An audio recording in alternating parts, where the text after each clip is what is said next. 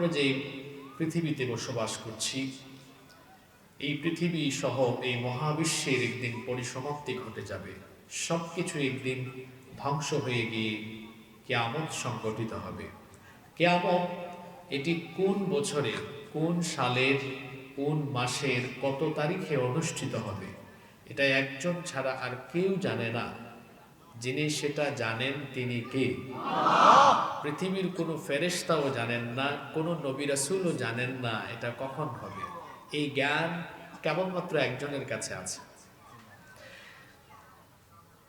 নবী করিম সাল্লাল্লাহু আলাইহি ওয়াসাল্লাম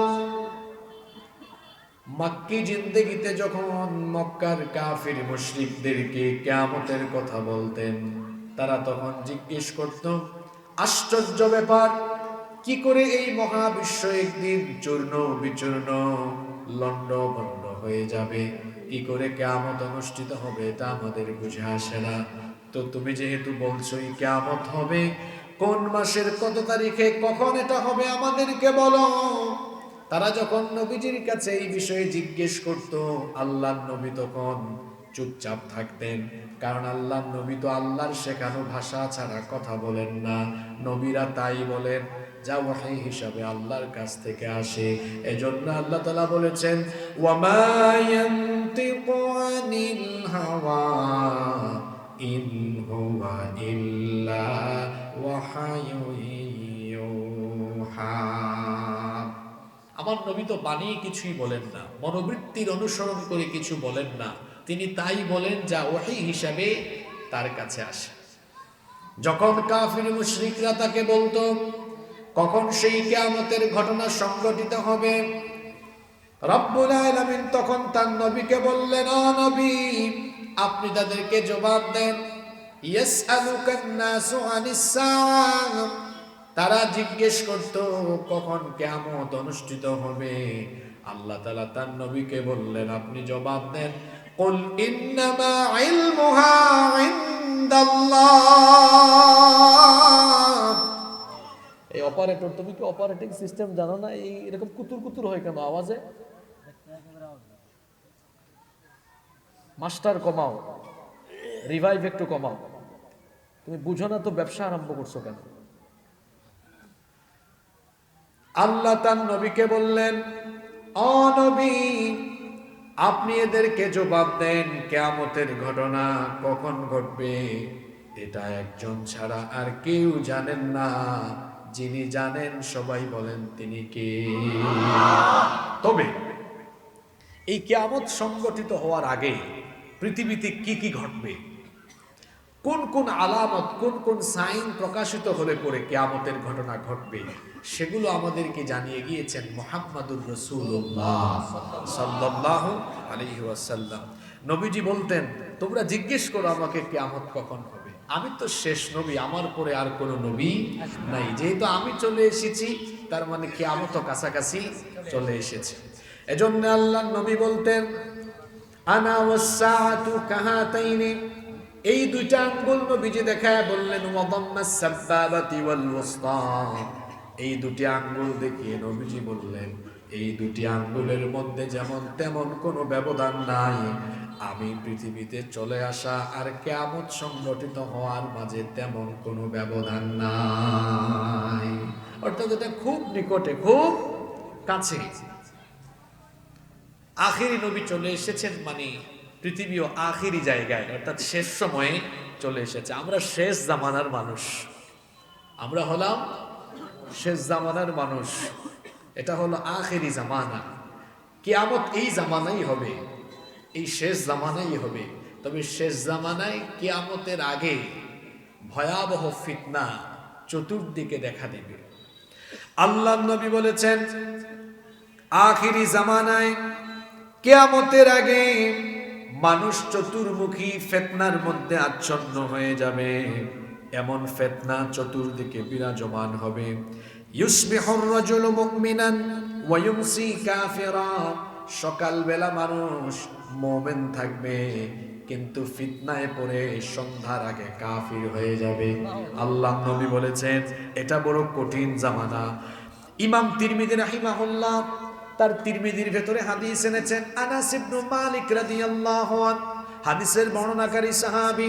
তিনি বলছেন রাসূল করিম আমরা বলি সাল্লাল্লাহু আলাইহি ওয়াসাল্লাম বলেছেন ইয়াতি আলান নাসি জামানুন আস-সাবিরু ফীহি আলা দীনিহি কাল কামিদি আলাল জাম।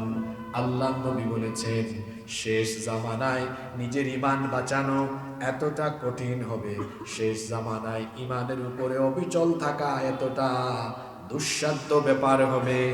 আল্লাহ নবী বলেছেন জ্বলন্ত কয়লার উপরে দাঁড়িয়ে থাকা যতটা কঠিন, শেষ জামানায় নিজের ঈমান বাঁচানো হবে তার চাইতে আরো কঠিন। অবস্থা তখন এমন হবে ইউসবিহুর রাজুলু মুমিনান ওয়া ইউমসি কাফিরা। সকালবেলা কোনো ব্যক্তি মুমিন থাকলেও ফিতনায় পড়ে গিয়ে সন্ধ্যাবেলায় কাফির হয়ে যেতে পারে। আল্লাহর নবী আরো বলেছেন ওয়া ইউমসি মুমিনান ওয়া ইউসবিহু কাফিরা। সন্ধ্যাবেলা রাতের বেলা কোনো ব্যক্তি মুমিন থাকলেও ফিতনায় পড়ে ওই ব্যক্তি সকালের আগে কাফের হয়ে যাওয়ার সম্ভাবনা আছে। এই হাদিসটা একটু মিলায় দেখেন তো, বর্তমানে আমরা এমন সমাজে বসবাস করি নিজের ঈমানটাকে বাঁচিয়ে রাখা আজকে কতটা কঠিন হয়েছে। আমি তো বলি মানুষের ঈমান আজকে বেশি দূরে যাওয়া লাগবে না। এই যুগে মানুষের ঈমান বাঁচানো, এই মোবাইলের ফিতনা থেকে নিজেকে বাঁচানো এখন অনেক কঠিন। এত জোরে যাওয়া লাগবে না। মোবাইলের ফিতনায় পড়ে আজকে ঈমান হারা হয়ে যাওয়ার সম্ভাবনা আছে, কারণ এর ভেতরে চরিত্র বিধ্বংসী এমন এমন উপাদান আছে, এটা আপনাকে একেবারে কঠিনভাবে গ্রাস করে জাহান্নামের দিকে ঠেলে দিতে পারে। আজকের জামানায়, এই ফিতনার জামানায় মানুষের চরিত্র নষ্ট করে দেওয়ার একটা আকর্ষণীয় এবং চমৎকার উপাদান হলো এই মোবাইল ফোন। এত দূরে যাওয়া লাগবে না। এই যে আমাদের যুব সমাজ, তরুণ সমাজ আজকে অনেকেই বিপদগামী হয়ে যাচ্ছে শুধুমাত্র মোবাইল ফোনের অপব্যবহারের কারণে। মোবাইল ফোন ব্যবহার করতে আমি নিষেধ করছি না, কিন্তু তাদের অবস্থা হলো এমন, রাত ৩টা ৪টা পর্যন্ত তারা মোবাইলে তাহাজ্জুদ পড়ে। কথা বুঝেন নাই?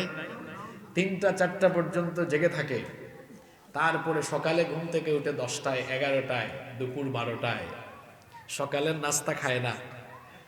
তার ঘুমের অভ্যাস ঠিক নাই, খাদ্যাভ্যাসও ঠিক নাই। এই যে সকালের নাস্তা দিনের পর দিন করে না, তার পেটের ভেতরে হয়েছে গ্যাসের কারখানা। এরপরে দেখা যায় যেখানে যায়, এমনকি মাহফিলেও গিয়ে বায়ু দূষণ করে পরিবেশকে নষ্ট করে এরা। আর রাত জাগতে জাগতে এদের চেহারা হয়েছে কেমন, যৌবন বয়সে 18, 20, 22, 25 বছর বয়সে তার চেহারায় তো লাবণ্য থাকার কথা, কিন্তু রাত জাগতে জাগতে তার গালের দুই পাশের মাংস হাড্ডির চিপার ভিতরে ঢুকে গিয়েছে, তারপরে চোখের নিচে কালি পড়ে গিয়েছে, তারপরে তার মাইগ্রেনের সমস্যা, কত ধরনের সমস্যা। রাস্তায় যখন হাঁটে 22-23 বছরের ছেলে ফার্মের মুরগির মতো ঝিমাই ঝিমাই হাঁটে। এই হলো যুবকদের অবস্থা। ও রাত 2টা 3টা পর্যন্ত ফেসবুক, ইউটিউব বা অন্যান্য জায়গায় পড়ে থাকে, তার কেরিয়ারকে ধ্বংসের দিকে নিয়ে যাচ্ছে, তার জীবনকে সে অসুস্থ জীবন হিসেবে রূপান্তর করে ফেলছে। এজন্য এক অসুস্থ জীবনের দিকে ধাবিত হওয়ার জন্য বর্তমান ইয়াং সোসাইটি পরস্পর প্রতিযোগিতায় লিপ্ত হয়েছে। কথা বুঝতে পারছেন তো? আচ্ছা, আমাকে যারা মোটরসাইকেল দিয়ে নিয়ে আসছে এরা কি এখানে আছে? কোথায় আছে? এই একজন, আর কোথায়? এই কয়েকজন আছে। আমি এদেরকে ধরবো আগে থেকেই ভাবছিলাম। আমার অভিজ্ঞতা হলো মাহফিলে কিছু ছেলে পেলে থাকে, এরা শো অফ করে। হুজুরকে আনার সময় খুব পাকপাকুম করে আনবে, কয়েকটা ছবি তুলবে, তারপর আর কোনো খবর নাই। আর দেখা করে বলে কি, হুজুর আমি আপনার কঠিন ভক্ত। আসলে কঠিন ভক্ত হচ্ছেন সামনের কাতারের এরা, কারণ এরা ওয়াজ শোনার জন্য অনেক আগে থেকে এসে জায়গা জুড়ে বসে আছেন। ভালো ছাত্র ক্লাসের সামনে থাকে, ঠিক না ঠিক? তো এতগুলা মোটরসাইকেল নিয়ে গিয়েছেন, আমি কি 14 গ্রামে এমপি ইলেকশন করবো নাকি? এগুলো কেন? বন্ধ করেন। সব সময় ফোনে বলে দিই আমরা, একজন ভাই একটু এগিয়ে আসবেন, কারণ গ্রামে গঞ্জে অনেক চিপাচাপা রাস্তা থাকে, এটা গুগল ম্যাপও অনেক সময় উল্টাপাল্টা শো করে। এই জন্য আমরা বলি একজন ভাই এগিয়ে আসবেন, আমরা আপনাকে নিয়ে মাহফিল স্থলে চলে যাব। এই 12 জন 14 জন একত্রিত হলে আর গাড়ি টানা যায় না, তখন তারা গাড়ি স্লো করে, আমরা আরো আগে আসতে পারতাম। এই পাকপাকুম এর কারণে আসতে লেট হয়েছে। এখন আমি আজকে বাস্তবে প্রমাণও দিয়ে গেলাম, এই পাকপাকুমগিরি যারা করে এরা মাহফিলে ওয়াজ শোনে না, আর তারা মনে করে হুজুর বোকা শোকা ধোকা দিতে পারবো। সে চিন্তা করে না সে যে স্কুলের ছাত্র, আমরা ওই স্কুলের ডাক্তার শিক্ষকও না। কথা বুঝেন নাই? সে যে স্কুলের ছাত্র, আমরা ওই স্কুলের শিক্ষকও বলি নাই, কি বলেছি? আরো এক ক্লাস উপরে। সে মাহফিল করে বছরে একটা, আর আমরা তো ডেইলি করি। তা আমাদের অভিজ্ঞতা আছে না? এই ভাই গিয়েছেন, ওনার সাথেই যোগাযোগ, ইনি থাকবেন সেটা আমার জানা আছে। কিন্তু ওনার সাথে যারা ছিলেন, আমি গাড়িতে বসে আমার সফর সাথীদেরকে বলেছি যে দেখবা এদের মধ্যে 2-4 জন ছাড়া আর কেউ থাকবে না। এই পাকপাকুমগিরি বন্ধ করতে হবে। যুবক ভাইদেরকে বলছি, এই মোবাইল ফোনের ফিতনা থেকে ভাই নিজেকে হেফাজত করতে হবে। একটু একাকী হয়ে গেলে মোবাইলের ফিতনায় তারা ডুবে যায়। হারাম রিলেশনে সম্পৃক্ত হয়ে তার কেরিয়ার সে শেষ করে দিচ্ছে, জীবন সে শেষ করে দিচ্ছে। কি মনে করছেন আল্লাহ কিছু দেখেন না? আল্লাহ কিছু দেখেন না? তা এই ভয় তো আপনার ভিতরে নাই। আপনি তো একাকী নীরবে নিভৃতে যখন মোবাইল ফোন হাতে নেন, তখন তো আপনি গুগল শরীফে গিয়ে পর্ন সাইটে ঢুকে অশ্লীল ভিডিও দেখা আরম্ভ করেন, ইউটিউব শরীফে গিয়ে আজে বাজে নাটক সিনেমা দেখা আরম্ভ করেন। আপনি মনে করেন যে আমার ভাই বোন মা বাবা পরিবারের কেউ এখন দেখবে না, শুনবে না আমি কি দেখছি কি করছি। কিন্তু কেউ না দেখলেও না শুনলেও যিনি সবকিছু দেখেন এবং শুনেন তিনি কে? সে আল্লাহ বলছেন, আওয়ালা ইয়ালামুনা আন্নাল্লাহা ইয়ালামু মা ইউসিররুনা ওয়া মা ইউলিনুন। তারা কি জানে না গোপন এবং প্রকাশ্য সবকিছুর খবর যিনি জানেন তিনি কে? ইন্নাল্লাহা লা ইয়াখফা আলাইহি শাইউন ফিল আরদি ওয়ালা ফিস সামা। আসমান জমিনের কোনো কিছুই আল্লাহর কাছে গোপন নাই, সব কিছু তিনি জানেন। আপনি গভীর রাতে 1টা-2টায় মোবাইল ফোনে হাতে নিয়ে দরজা বন্ধ করে দিয়ে কি দেখেন কি শুনেন কার সাথে কথা বলেন, কেউ সেটা না জানলেও যিনি জানেন তিনি কি? আল্লাহকে ভয় করুন। গোপনে যারা গুনাহ করে এদের শাস্তি বড় মারাত্মক। অনেকে আছে গোপনে গোপনে হারাম কাজে লিপ্ত, যেটা কেউ জানে না, কিন্তু কেউ জানে না জানেন কে? আল্লাহর নবী বলেছেন, খুব ভয়াবহ হাদিস, এটা ভালো করে শোনেন যুবক ভাইয়েরা, মনোযোগ দেন। আল্লাহর নবী বলেছেন, কিয়ামতের ময়দানে তিহামার শুভ্র পর্বতমালা সমপরিমাণ নেক আমল করে কোনো ব্যক্তি হাসরের মাঠে উঠবে, কিন্তু পাহাড় সমপরিমাণ আমল মুহূর্তের মধ্যেই ধুলাবালি হয়ে উড়ে যাবে। সাহাবীরা জিজ্ঞেস করলেন, এটা কোন ব্যক্তির কথা আপনি বলছেন? আল্লাহর নবী তখন বললেন, এই ব্যক্তি হলো সেই ব্যক্তি নামাজেও যায়, রোজাও রাখে, হজ করে, উমরা করে, ওয়াজ মাহফিলে আবার আয়োজন করে ওয়াজ মাহফিল শুনতেও যায়, কিন্তু গোপনে গোপনে সে একাকী হয়ে গেলে হারাম কাজ করে। কথা বুঝতে পেরেছেন? সব আমল কি হয়ে যাবে? সব আমল এই ফিতনায় পড়া যাবে না। এই শেষ জামানাটা হচ্ছে ফিতনার জামানা। বলেছেন মুহাম্মদ, আমরা বলি সাল্লাল্লাহু। ফিতনার এই জামানায় মানুষ এমন ফিতনায় পড়বে, নেতৃত্বের জায়গায় ফিতনা দেখা দেওয়ার কারণে মানুষ আরো ভয়াবহ ফিতনার মধ্যে আচ্ছন্ন হবে। এজন্য আল্লাহর নবী বললেন, আ'আযাকাল্লাহু মিন ইমারাতিস সুফাহা, মূর্খ অপদার্থ নেতৃত্ব থেকে আমি তোমাদের জন্য আল্লাহর কাছে পানাহ চাইছি।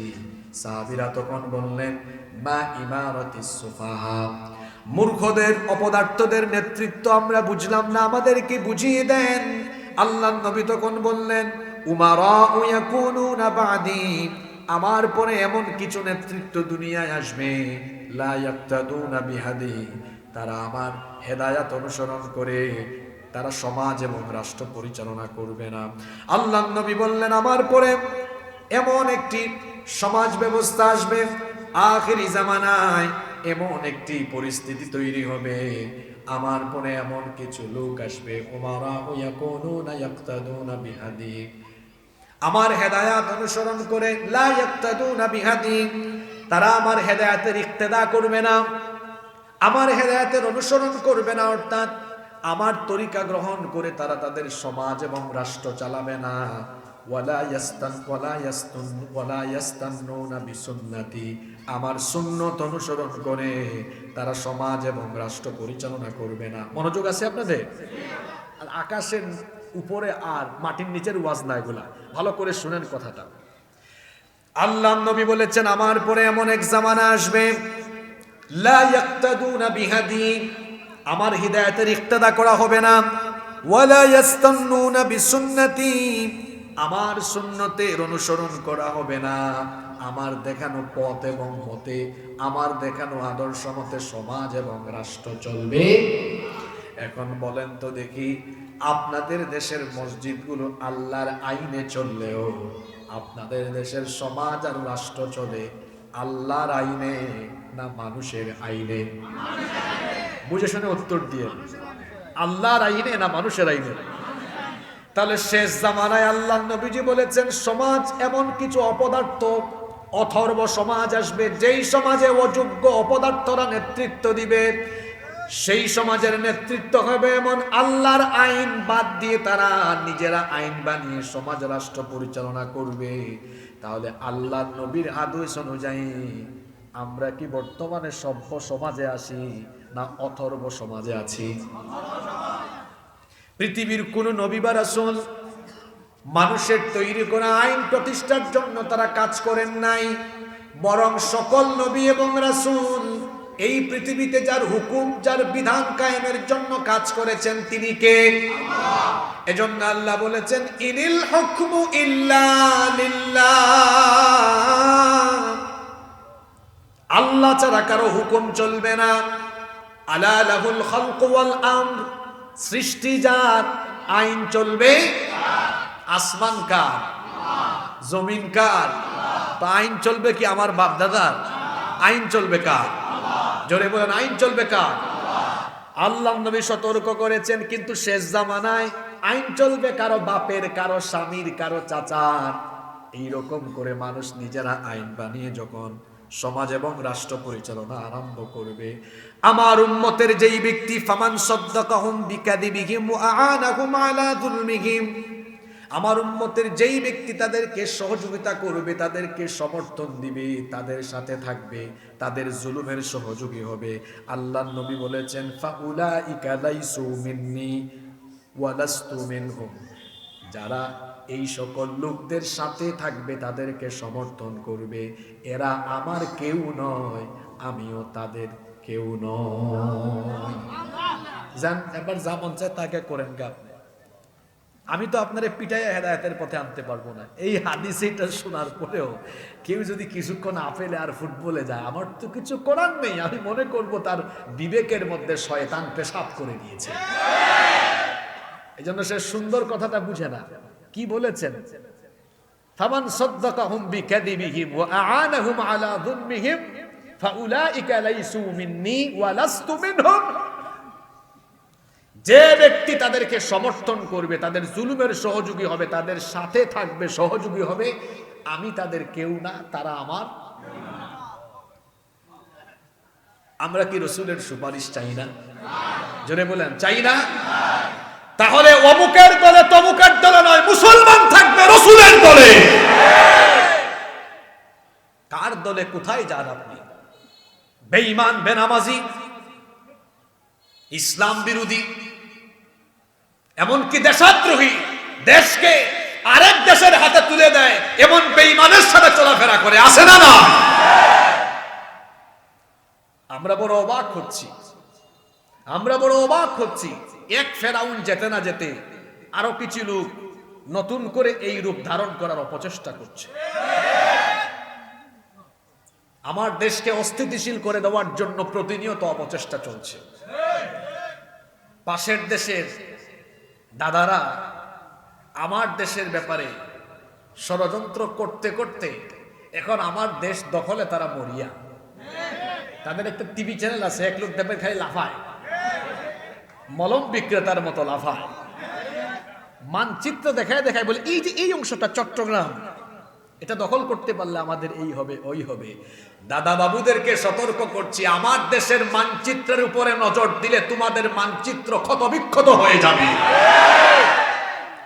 আর ইসকনের মাধ্যমে যদি বাংলাদেশকে অস্থিতিশীল করার কোনো অপচেষ্টা চালানো হয়, আমরা সতর্ক করছি, এটা গুজরাট নয়, এটা সিকিম নয়, এটা হায়দ্রাবাদ নয়, এটা বাংলাদেশ। এখানে ইসকনের মাধ্যমে আরএসএস এর গুন্ডারা গুন্ডামি করার অপচেষ্টা করলে 14 কোটি মুসলমান দাঁত ভাঙা জবাব দিবে।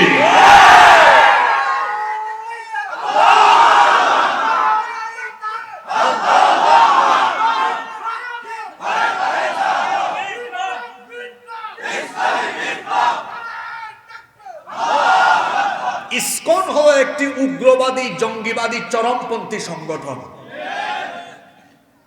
ইসকন মানে হলো international society for Krishna consciousness, আন্তর্জাতিক ভাবনামৃত, আন্তর্জাতিক কৃষ্ণ ভাবনামৃত সংঘ।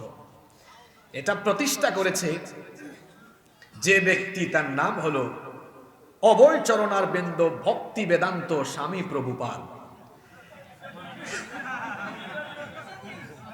আপনারা হাসেন কেন?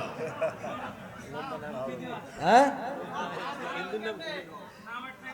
এই তার নামের প্রভুপাদ নিয়ে অনেকের তার নামের শেষে লাগাইছে প্রভু। এই চিন্ময় প্রভু, তারও পুরা নাম অনেক লম্বা, চিন্ময় কুমার দাস প্রভু ব্রহ্মচারী।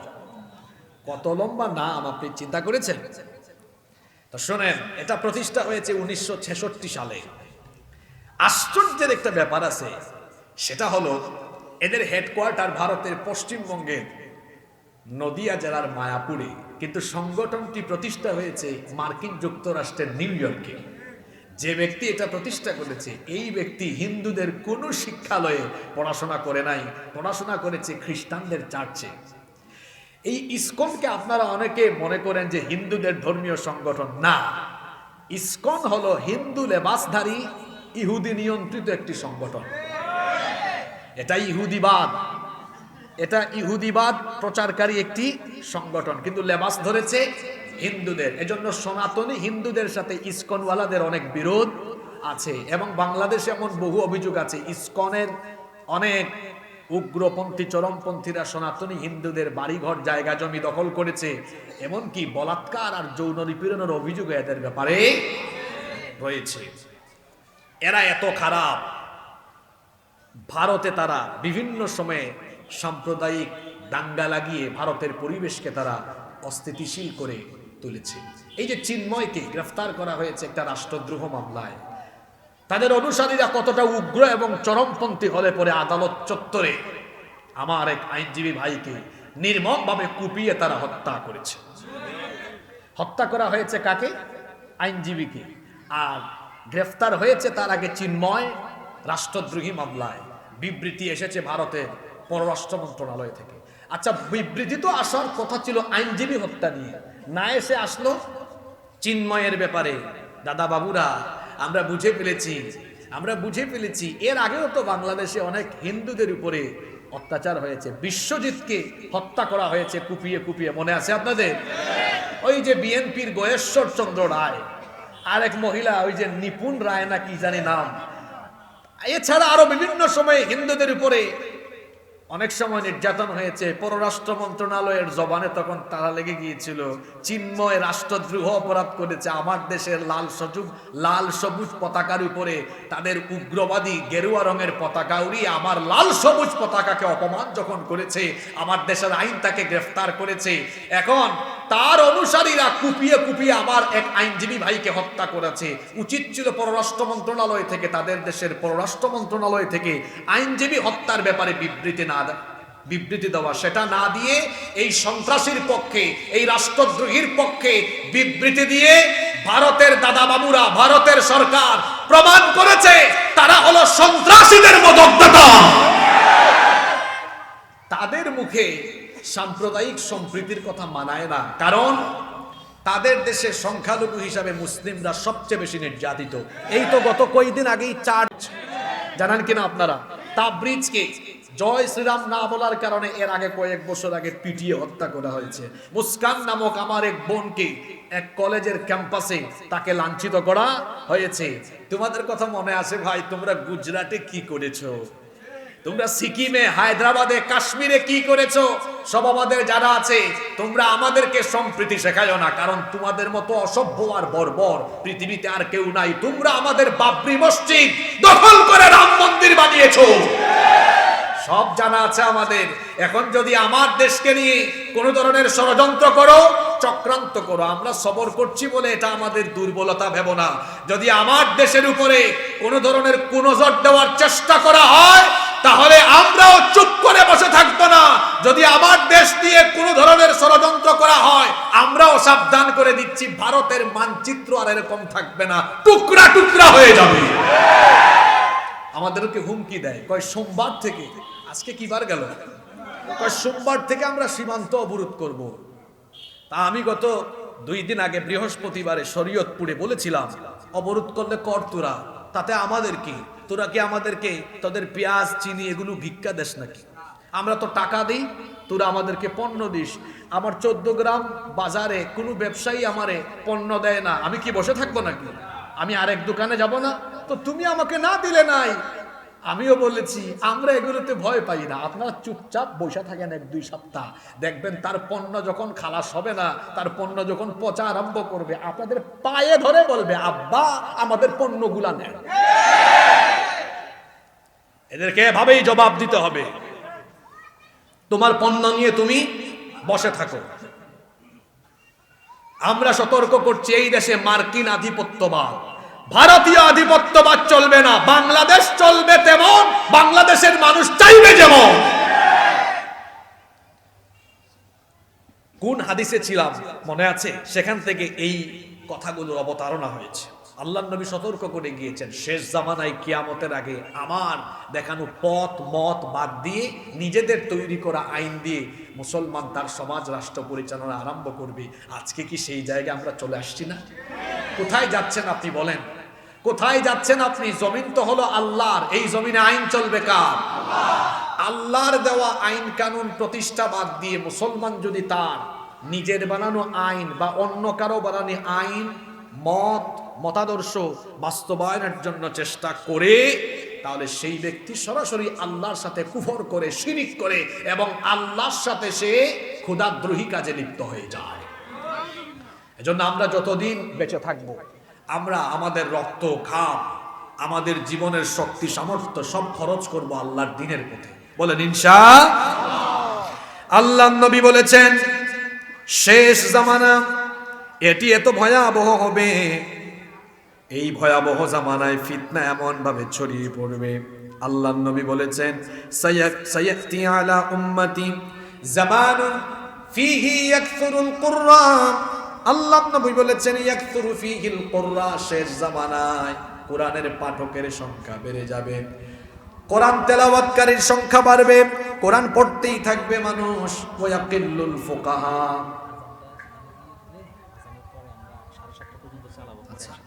আচ্ছা, আজানের সময় হয়ে গেছে, আজান হবে, কিন্তু নামাজ আরো 20-25 মিনিট পরে হবে। আপনারা কেউ দাঁড়াবেন না, ওযু করার জন্য পর্যাপ্ত সময় দেওয়া হবে।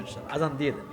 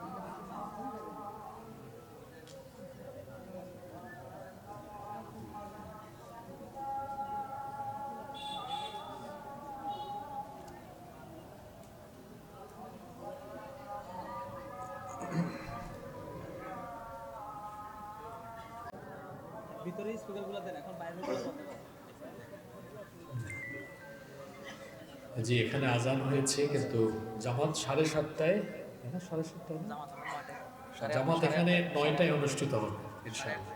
8:30টায় না, 8:30টায় অনুষ্ঠিত হবে ইনশাআল্লাহ। আপনারা পর্যাপ্ত সময় পাবেন ইনশাআল্লাহ। কষ্ট হচ্ছে আপনাদের? আমি বলছিলাম শেষ জামানায় উম্মতের পরিস্থিতির কথা। নবীজি বলেছেন শেষ জামানায় এমন সময় আসবে যখন মুসলমানদের মধ্যে কোরআনের পাঠক বাড়বে, কিন্তু কোরআন বুঝে এরকম মানুষের সংখ্যা অনেক কম থাকবে। আল্লাহ নবী বলেছেন সায়াতি আলা উম্মতি জামানুন ইয়াকসুরু ফীহিল কুররা ওয়া ইয়াকবিদুল ফুকাহা।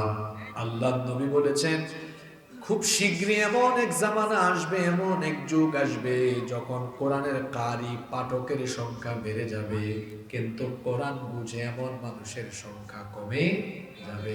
আজকে বাংলাদেশের দিকে তাকায় দেখেন তো, বাংলাদেশের 90% মুসলমান, এর মধ্যে অনেকেই কোরআন পড়তে এখনো বিশুদ্ধভাবে জানে না। আবার যারা জানে এদের মধ্যে অনেকেই কোরআনের অর্থ বুঝে কি বলেন, আছে না? কোরআন বুঝে না বলে মুসলমানদের জীবন আর কোরআন সম্পূর্ণ বিপরীত। কোরআনের সাথে মুসলমানদের জীবনের কোনো কি নাই, মিল নাই। এজন্য দেখা যায় সুদখুর সে কোরআন তিলাওয়াত করে আবার সুদও খায়, ঘুষখুর কোরআন তেলাওয়াত করে আবার ঘুষও খায়। আমার দেশে এমন বহু মানুষ আছে দেখবেন নামাজেও যায় আবার অন্যায় অপরাধও করে, দেখতেন না? একজন বলতেন, পার্লামেন্টে বলেছেন, সকালবেলা ঘুম থেকে উঠে তিনি কি খুঁজেন, নারায়ণগঞ্জে আরেক কুতুব পাওয়া গেছে, উনি 70 রাকাত তাহাজ্জুদ পড়ে। 100 নাকি, যাই হোক, একদিকে একজন 70, আরেকজন ঘুম থেকে উঠে যায় নামাজ খুঁজে, আবার সারাদিন মানুষের রক্ত তারা পান করে। এই হলো তাদের চরিত্র। আসে না নাই এরকম? আল্লাহ নবী বলেছেন শেষ জামানায় এইরকম কোরআনের পাঠক বাড়বে, কোরআন তেলাওয়াত করবে কিন্তু কোরআন বুঝবে না। আপনি দেখেন আজকে আমার দেশের মুসলমানরা কোরআন যেন বুঝতে না পারে, এটা আরো কয়েক যুগ আগ থেকে কি রকম ষড়যন্ত্র করা হয়েছে। শিক্ষা ব্যবস্থা থেকে খুব সুচিন্তিতভাবে, সুচিন্তিত পরিকল্পনায় দ্বীনি শিক্ষাকে, কোরআন হাদিসের শিক্ষাকে ডিলিট করে দেওয়া হয়েছে। শিক্ষা ব্যবস্থাকে কয়েকমুখী করা হয়েছে। কি কি? যে দ্বীনি শিক্ষা, জাগতিক শিক্ষা। কেন রে ভাই, দ্বীনি শিক্ষা জাগতিক শিক্ষা আলাদা থাকবে কেন? শিক্ষা তো থাকবে দ্বীন এবং দুনিয়ার সমন্বয়ে, যাতে করে দুনিয়া আখেরাত উভয় দিক থেকে সে কি হয়, লাভবান হয়। আমার দেশে শিক্ষা ব্যবস্থার যে অবস্থা, আমি এই জন্য প্রায় সময় বলি যে স্কুলে পড়ে সে হয়ে যায়, ওই যে আমাদের সিলেটে এটাকে বলি ল্যাংরা, আপনারা 14 গ্রামে কি বলেন জানি না, ওই যে পা যদি ঠিক না থাকে, হাঁটতে না পারে, আপনারা এটাকে কি বলেন? মিলে গেছে তো আপনাদের সাথে, আমাদের সিলেটেও বলে ল্যাংরা। আমি বলি সরি, যে স্কুলে পড়ে তাকে আমি বলি যে অন্ধ, আর যে মাদ্রাসায় পড়ে ও হলো ল্যাংরা। কেন বলি? এটার কারণ আছে। অর্থাৎ যে স্কুলে পড়েছে ও সব দেখেছে, ইংরেজি, বিজ্ঞান সব দেখে তার চোখ দিয়ে, কিন্তু কোরআন দেখে না। আর মাদ্রাসায় যে পড়েছে তাকে ল্যাংরা বলেছি কেন? ও আরবি, কোরআন হাদিস সবই জানে, কিন্তু তার এই কোরআন হাদিস আরবি এটা দুনিয়াতে চালানোর জন্য আরো যে অন্যান্য কিছু দরকার, যেমন ইংরেজি জানা দরকার, প্রযুক্তির জ্ঞান দরকার, যেগুলোর মাধ্যমে ভর করে দাঁড়িয়ে সেগুলো প্রচার করবে, ওগুলো তার কাছে নাই। এজন্য তারে বলেছি ল্যাংরা। আর ও সব পড়েছে, সব দেখেছে, কিন্তু কোরআন হাদিস দেখে নাই, এজন্য ওরে বলেছি কি, অন্ধ। এই অন্ধত্ব আর ল্যাংরামি বাদ দিতে হবে, বাদ দিয়ে উভয়টার কম্বিনেশন ঘটিয়ে শিক্ষা ব্যবস্থায় একটি বিপ্লব আনতে হবে। মনে রাখতে হবে ইসলামী বিপ্লবের জন্য দরকার ইসলামী শিক্ষা বিপ্লব। আল্লাহ রসুল কোরআনের আলোকে একটি সমাজ এবং রাষ্ট্র গঠন করেছেন, তার আগে তিনি কোরআনের আলোয় আলোকিত মানুষ তৈরি করেছেন। এই যে আমরা স্লোগান দেই না, আল কোরআনের আলো, ঘরে ঘরে জালো, সংসদে জালো, স্লোগান ঠিক আছে, কিন্তু এই স্লোগানের প্রথম লাইন হওয়া উচিত আল কোরআনের আলো মানুষের হৃদয়ে হৃদয়ে জালো, অন্তরে অন্তরে জালো।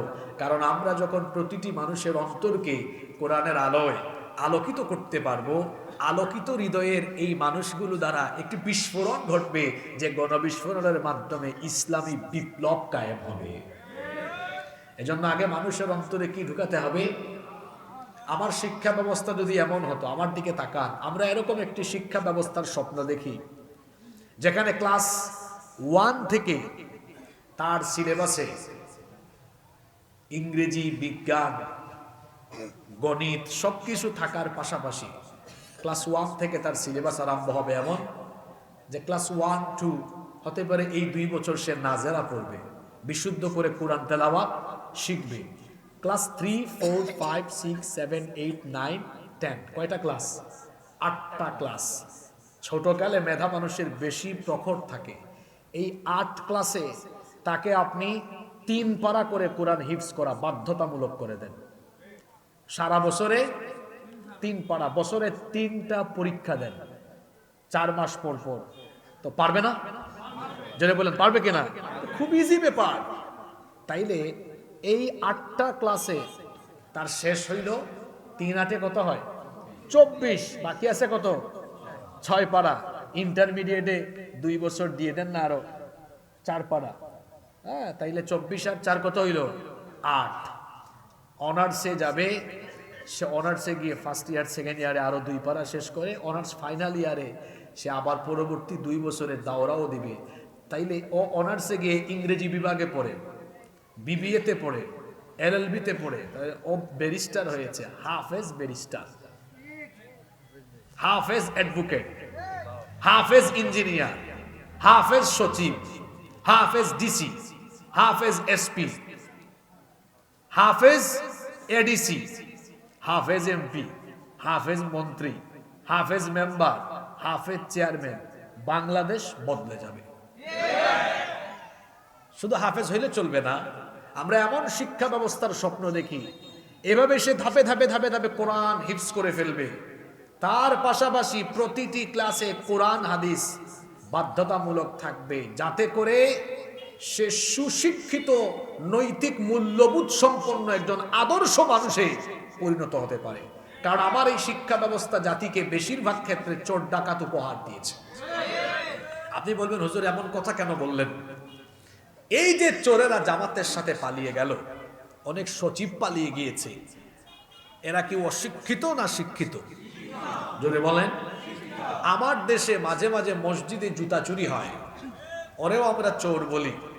আর সচিবালয়ে বসে যে ব্যক্তি চুরি করে তাকেও আমরা চোর বলি। কিন্তু 2 চোরের লেভেল বা ক্যাটাগরি কি একরকম? একটা হলো শিক্ষিত চোর আর একটা অশিক্ষিত চোর। বলেন তো সমাজ আর রাষ্ট্রের জন্য বেশি ক্ষতিকর শিক্ষিত চোর না অশিক্ষিত চোর? অশিক্ষিত চোরও হয়তো 1, 2, 3 হাজার টাকার জুতা চুরি করবে, তাই না? বা কয়েক হাজার টাকার জুতা চুরি করবে। আর শিক্ষিত চোর, এই চোরের ঘরের চোররা এমন, এরা কলমের খোঁচায় হাজার হাজার কোটি টাকা চুরি করতে পারে। এ এত শিক্ষিত হয়ে এত চুরি করে কেন? কারণ কি?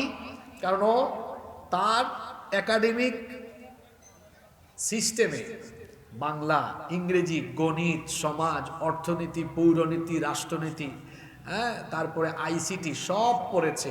তার সিলেবাসে কোরআন নাই, হাদিস নাই, দ্বীনি শিক্ষার কোনো বিষয় নাই। এজন্য দ্বীনি শিক্ষা বহির্ভূত এই শিক্ষা তাকে শিক্ষিত করে গড়ে তুললেও শেষ পর্যন্ত এই শিক্ষা ব্যবস্থা তাকে শিক্ষিত চোর, শিক্ষিত ডাকাত, শিক্ষিত দুর্নীতিবাজে পরিণত করেছে।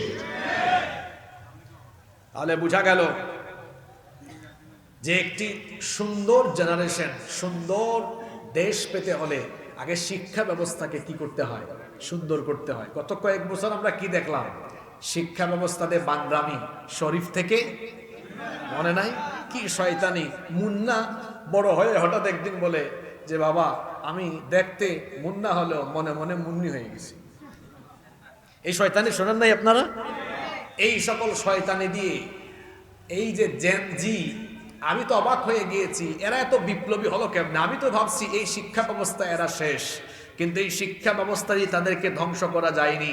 কারণ তাদের ভিতরে দেশপ্রেম আছে, ইমানি চেতনা আছে। আর যে দেশের তরুণ যুবকদের ভেতরে দেশপ্রেম আর ইমানি চেতনা আছে, এই দেশকে অন্য কোনো দেশের অধীন করে দেওয়া যাবে না ইনশাআল্লাহ।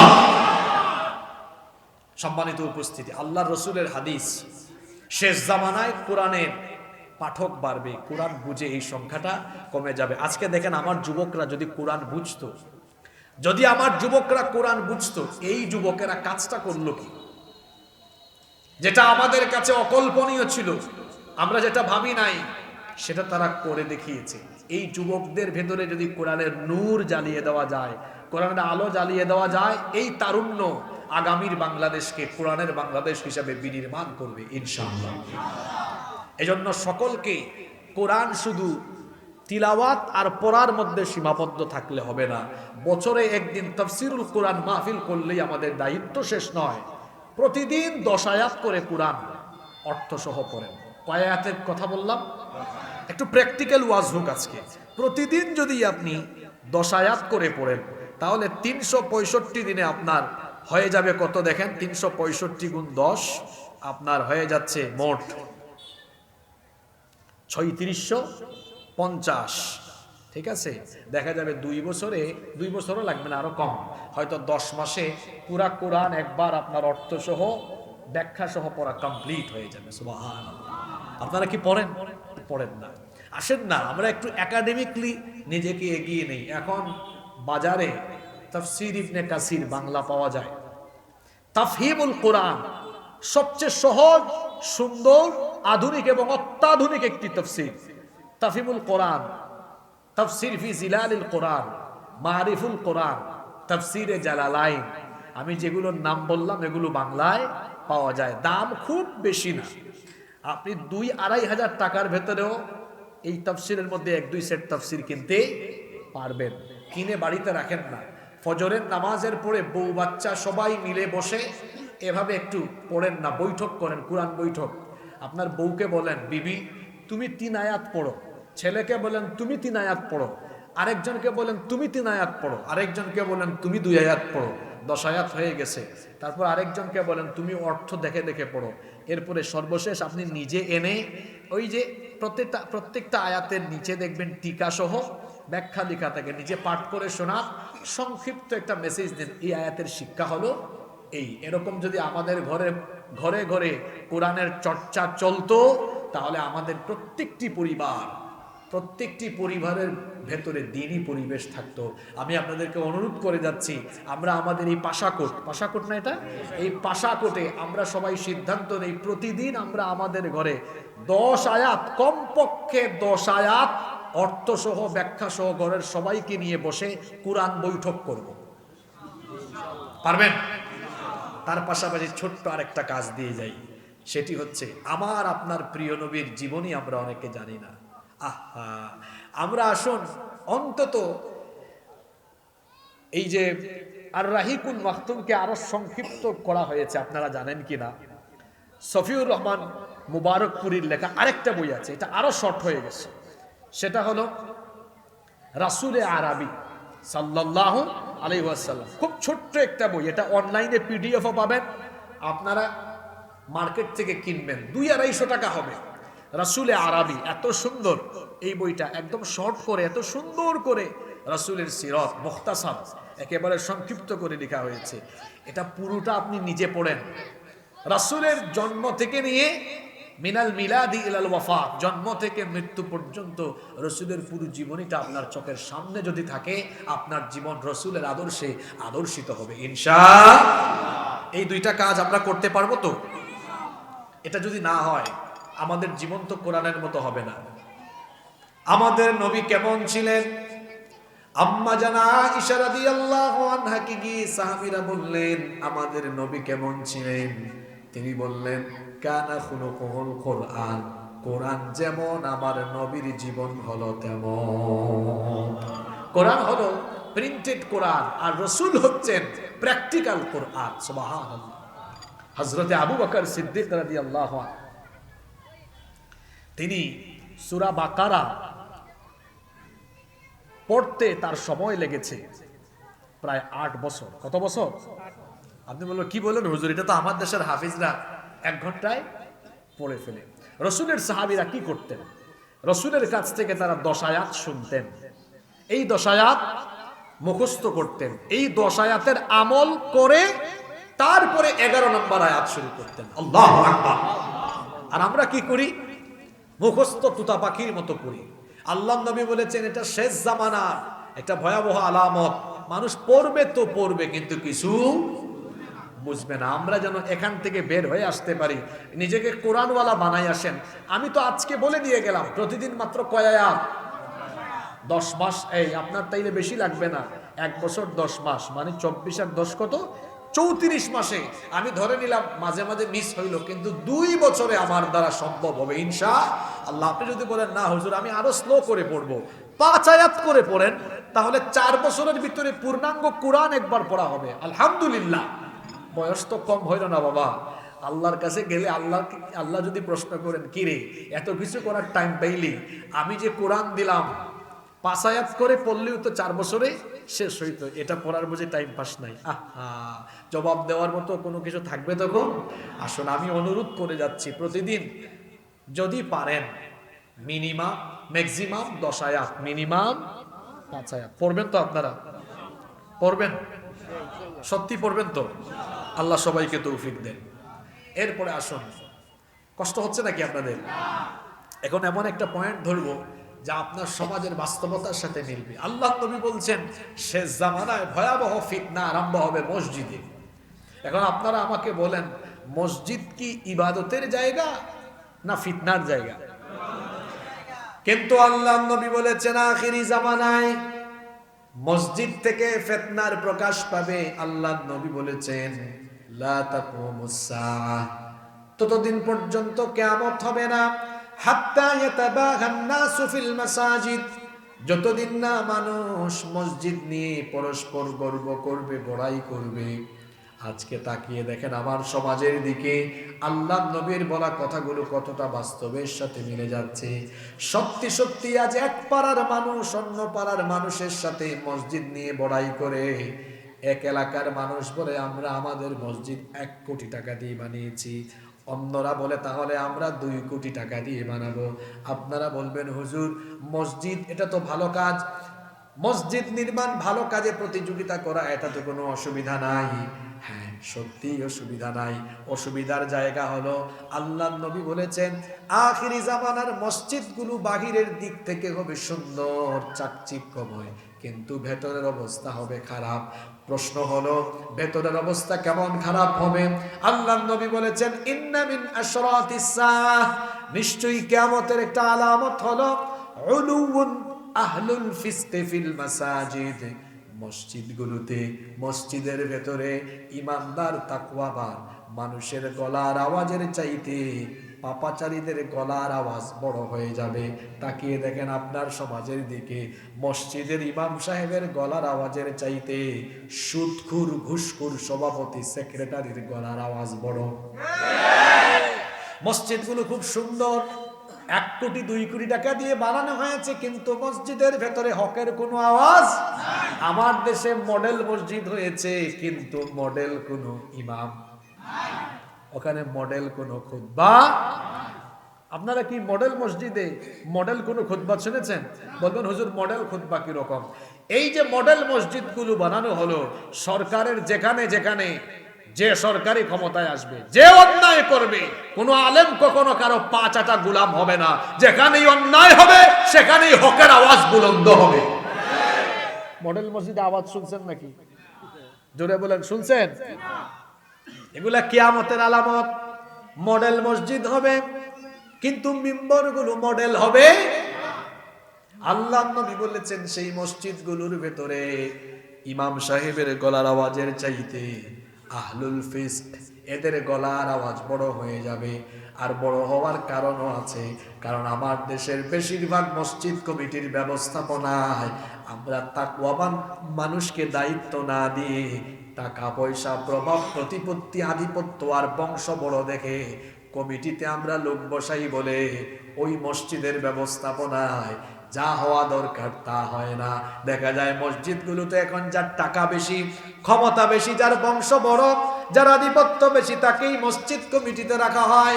এই জন্য দেখা যায় বেশিরভাগ ক্ষেত্রেই এই পাপাচারী লোকদের দ্বারা মসজিদ হেদায়েতের দিকে পরিচালিত হয় না, বরং মসজিদ থেকেই অপরাধ জগৎ অন্যায় জগতের বিরুদ্ধে কোনো কথা হয় না।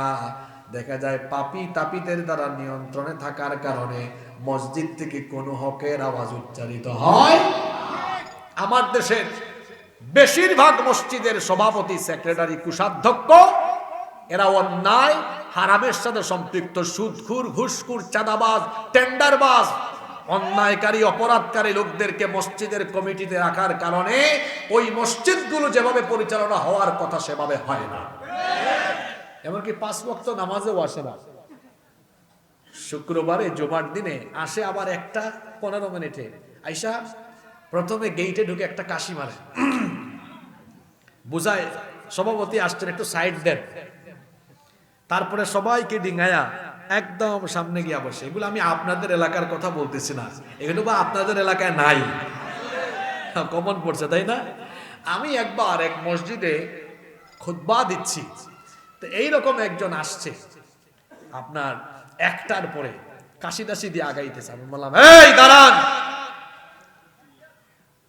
শেষে আসছেন, যেখানে জায়গা পেয়েছেন সেখানে বসে থাকেন। পাশে একজন বলে, হুজুর কমিটি কমিটি। কি বলে? যেটা বলছে মসজিদের ইমাম সাহেব। বললাম, আপনাদের মতো হুজুরদের কারণে এই খেজুররা এত সুযোগ পায়। সে কমিটি হোক, সভাপতি হোক আর সেক্রেটারি হোক, ও সামনের কাতারে আসতে হলে ওরে সবার আগে আসতে হবে। ও যদি সবার শেষে আসে তো সবার শেষে তাকে বসে থাকতে হবে। মসজিদটা কার ঘর? এখানে এসে বীর বাহাদুর সাহেবের বাহাদুরি চলবে? আহা, শেষ জামানার মসজিদগুলোর অবস্থা কেমন হবে? অন্য হাদিসে নবীজি আরো বলেছেন, মাসাজিদুহুম আমিরাহ ওয়া হিয়া খারাবুম মিনাল হুদা। মসজিদগুলো চাকচিক্যময় হবে কিন্তু হেদায়াত শূন্য, হেদায়াত শূন্য হয়ে যাবে। মসজিদ হবে সুন্দর কিন্তু মসজিদের দৃশ্য হবে অসুন্দর। বলবেন, হুজুর মসজিদের দৃশ্য কেমন সুন্দর হবে? কোটি কোটি টাকা দিয়ে মসজিদ বানানো হবে কিন্তু সেই মসজিদে মুসল্লি পাওয়া যাবে না। কি আজীব অবস্থা! আরে আমার নবীর সময়ে মসজিদ ছিল কাঁচা কিন্তু মুসল্লি ছিল পাকা। নবীজির সময়ে মসজিদ ছিল মসজিদে নববী, উপরে খেজুর পাতার ছাউনি, নিচে কোনো টাইলস ছিল না। মরুভূমির বালিতে তারা সাজদা দিতেন। যখন বৃষ্টি পড়তো কাদা হয়ে যেত, নাকে কপালে অঙ্গ প্রত্যঙ্গে কাদা লেগে যেত। মসজিদ কাঁচা ছিল কিন্তু মুসল্লি পাকা ছিল।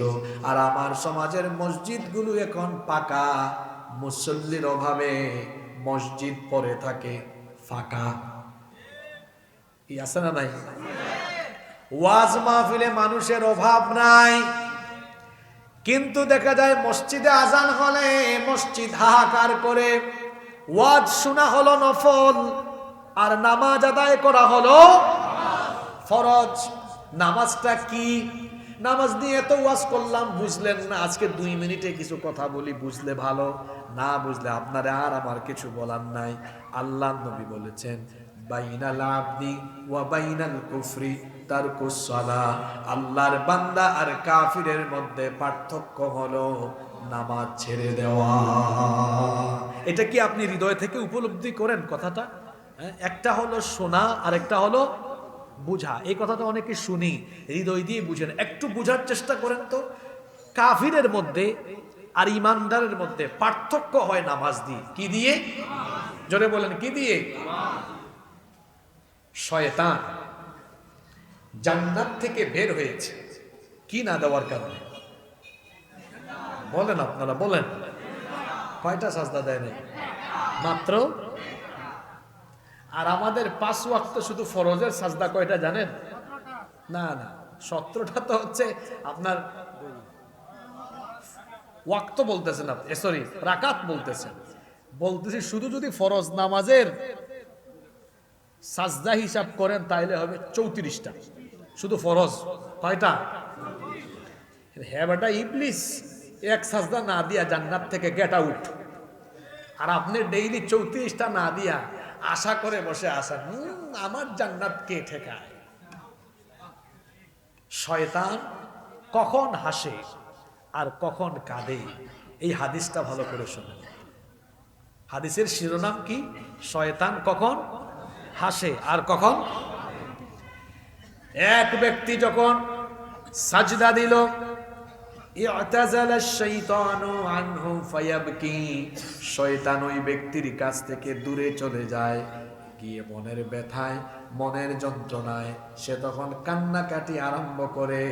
আর সে বলতে থাকে, ইয়া ওয়াইলি, হায় দুর্ভাগ্য, আফসোস আমার, উমির ইবনু আদম বিসসুজুদ ফাসাজাদা ফালাহুল জান্নাহ, আদম সন্তানকে সাজদার আদেশ দেওয়া হলো, সে সাজদা দিল, তার জন্য জান্নাত হাসিল করে ফেলল। আমার জন্য সাজদার হুকুম দেওয়া হয়েছিল, ফাআবাইতু ফালিন্নার, আমি সেই সাজদার হুকুমকে অমান্য করে জাহান্নামের অধিবাসী হয়ে গেলাম। বান্দা যখন সাজদা দেয়, নামাজ আদায় করে, শয়তান তখন কাঁদে। আর বান্দা যখন নামাজ ছেড়ে দেয়, শয়তান তখন হাসে। এখন আপনারা বলেন দেখি, 5 ওয়াক্ত ডেইলি যারা নামাজ ছাড়ে তারা কারে হাসায়, কাকে খুশি করে? এইরকম কুতুবেই প্যান্ডেলে নাই। হ্যাঁ, আজকে ফজর, জোহর, আসর, মাগরিব, এসা তো সামনে আছে, এসাতে আমরা আছি এখন। এই এতগুলা নামাজ ছাইরা দিয়ে কারে হাসাইছেন আমারে বলেন? চিন্তা করতেছেন কথাগুলা? যুবক ভাইরা সাজদা দেন না কেন আল্লাহকে? এখন তো সাজদার বয়স, বুড়া বয়সে অনেক মানুষ মেরুদণ্ডে ব্যথা, হাঁটুতে ব্যথা নিয়ে রুকু দিতে পারবে না, সাজদাও দিতে পারবে না, আফসোস করবে, আহারে আমি যদি আবার যৌবন ফিরে পেতাম। আর এই যৌবনের সাজদার দাম কত বেশি, কত বেশি শুনেন। কিয়ামতের ময়দানে আল্লাহ বলবেন, 18, 20, 22, 24, 26, 30 বছরের যুবকেরা কোথায়? ফেরেশতারা বলবে, আল্লাহ তাদেরকে দিয়ে কি করবেন? কয়, জানো না কি করব? তার পুরা যৌবনে আমারে শুধু সাজদা দিয়েছে, আজকে ডেকে আনো, আমি এই যুবকদেরকে আমার আরশে আজিমের ছায়ার নিচে জায়গা দিব। সুবহানাল্লাহ। আমার 14 গ্রামের যুবক ভাইরা কি আল্লাহর আরশে আজিমের নিচে ছায়া পেতে চান না? আজান হলে যাব কোথায়? জোরে বলেন, আজান হলে যাব কোথায়? নামাজে গেলে শয়তান, বলেন শয়তান, না গেলে শয়তান। আপনারা হাসাবেন না কাঁদাবেন? জোরে বলেন, শয়তানকে হাসাবেন না কাঁদাবেন? আজ থেকে ফরজ নামাজ 1 ওয়াক্ত কাজা করব না, রাজি আছেন? আল্লাহ কবুল করেন। নামাজ নিয়ে আরেকটা উদাহরণ দেই। আল্লাহ না করুক, রাস্তায় একটা ভয়াবহ অ্যাক্সিডেন্ট হলো। এই অ্যাক্সিডেন্টে যদি 4-5 জন মানুষের এই যে এই অংশটা, গলা থেকে এই উপরের মাথাটা যদি থেতলে যায়, সব মাথা যদি থেতলে যায় সবার, আপনারা আমাকে বলেন তো, এই থেতলে যাওয়া 4-5 জন ব্যক্তির পরিচয় ডিএনএ টেস্ট করা ছাড়া কি শনাক্ত করা সম্ভব? দেখা মাত্রই কোনো মানুষকে চেনার উপায় হলো তার মাথা, এই ফেস থাকলে তাকে কি করা যায়? চেনা যায়। তাহলে বোঝা গেল আমাদের 3.5 হাত বডির গুরুত্বপূর্ণ একটা অংশ হলো মাথা। মাথা ছাড়া কোনো ব্যক্তির পরিচয় পাওয়া যায় না। ইসলামের যে ইবাদতের পূর্ণাঙ্গ বডি বা ইমারত আছে, এর মধ্যে মাথা বা মগজে অবস্থিত যে ইবাদত, সেটা হলো আস-সালাতু হিয়া রাসুল ইবাদাহ, নামাজ হলো ইবাদতের মগজ, ইবাদতের মাথা। মাথা কেটে ফেললে যেমন কোনো ব্যক্তির পরিচয় পাওয়া যায় না, ঠিক তেমনি ইসলামের ইমারতের মাথা, মগজ, নামাজকে বাদ দিয়ে কোনো ব্যক্তি পূর্ণাঙ্গ মুসলমান হতে পারবে না। অন্য মুসলমানের নাম থাকলেও ও মুসলমান হতে, যার মধ্যে নামাজ নাই তার মধ্যে ঈমান নাই। কয় হুজুর কে বলছে ঈমান নাই? আমার বাপ আমার নাম রেখেছে ঈমান আলী, আমার ঈমান থাকে না কেমনে? আমার দেশের বেশিরভাগ মানুষের নামের সাথে কাজের কোনো মিল নাই। বাবা নাম রেখেছে ফজর আলী, ফজর আলী ফজরের নামাজ পড়ে না, ঘুম থেকে উঠে সকাল 10টায়। আরেকজনের নাম তার বাপ রেখেছে জোহর আলী, জোহর আলী জোহরের নামাজে যায় না। আরেকজনের নাম রমজান আলী, রমজান মাসে দুপুরবেলা গাঞ্জা টানে। আরেকজনের নাম কুরবান আলী, সামর্থ্য আছে কিপটা বেটা কুরবানি দেয় না। আরেকজনের নাম ঈমান আলী, 2-3 হজ করে এসে পাশা কুটে বলে, কিরে তোরা আমারে হাজি ডাকস কেন? আমি কি এখন হাজি আছি নাকি? আমি তো সিনিয়র, 2-3 হজ করছি, আলহাজ বলিস। তার নাম হলো আলহাজ ইমান আলী, আর তার কাম হলো এলাকার যত সুদ আছে, ঘুষ আছে, চাঁদাবাজি, টেন্ডারবাজি, লুটতরা, চুগলখুরি, অর্থাৎ সব অপরাধের সাথে তার সম্পৃক্ততা আছে। এই লোক নামে হলো ইমান আলী, কাজে করবে বেঈমান আলী। এরকম বহুত বেঈমান আলী আমার সমাজে নাই। চিন্তা করেছেন? বলে আমি মুসলমান, কিন্তু নামাজ, যে ব্যক্তি মুসলমান হয়ে নামাজ ছেড়ে দিয়ে তাকে মুসলমান বলে, ওই ব্যক্তি মুসলমান নয়, ওই ব্যক্তি বেঈমান, তার ঈমান নাই। মুসলমানের সবচেয়ে বড় পরিচয় হলো সে নামাজ ছাড়বে। আল্লাহর নবী সতর্ক করেছেন, শেষ জামানায় মসজিদগুলো হবে মাসাজিদুহুম আমিরাহ ওয়া হিয়া খারাবুম মিনাল হুদা। মসজিদগুলো হবে চাকচিক্যময়, কিন্তু মসজিদগুলো হেদায়াত শূন্য হবে। আমরা কি আমাদের মসজিদকে হেদায়াত শূন্য করব, না হেদায়াত দিয়ে পূর্ণ করব? জোরে বলেন, হেদায়াত দিয়ে। তাহলে আজান হলে যাব কোথায়? আল্লাহর নবী আরো বলেছেন, সায়াতি আলান নাসি জামান, অচিরেই মানুষের উপরে এমন এক জামানা আবির্ভূত হবে, লা ইয়াবকা মিনাল ইসলামি ইল্লা ইসমুহু ওয়া লা ইয়াবকা মিনাল কুরআনি ইল্লা রাসমুহু মাসাজিদুহুম আমিরাহ ওয়া হিয়া খারাবুম মিনাল হুদা উলামাউহুম শাররুম মান তাহতা আদিমিস সামা। আল্লাহর নবী বলেছেন, এমন এক জামানা আসবে ইসলাম নামে মাত্র থাকবে, কিন্তু ইসলামের মূল কোনো শিক্ষা সমাজে প্রতিফলিত হবে না। কোরআনের অক্ষরগুলো কোরআনের পাতায় লেখা থাকবে, কিন্তু কোরআনের কোনো শিক্ষা সমাজে থাকবে। আজকে বাস্তবতা মিলায় দেখেন, ইসলাম শুধু নামে আছে, কিন্তু ইসলামের কোনো শিক্ষা আজকে আমার দেশের কোনো জায়গায় নাই। ব্যক্তি, পরিবার, সমাজ, রাষ্ট্র পর্যন্ত ইসলামের রীতিনীতি নাই, বরং আছে উল্টা। আল্লাহর আইন হলো একটা, আর মানুষ আল্লাহর আইনের বিপরীতে আইন বানিয়ে রেখেছে আর একটা।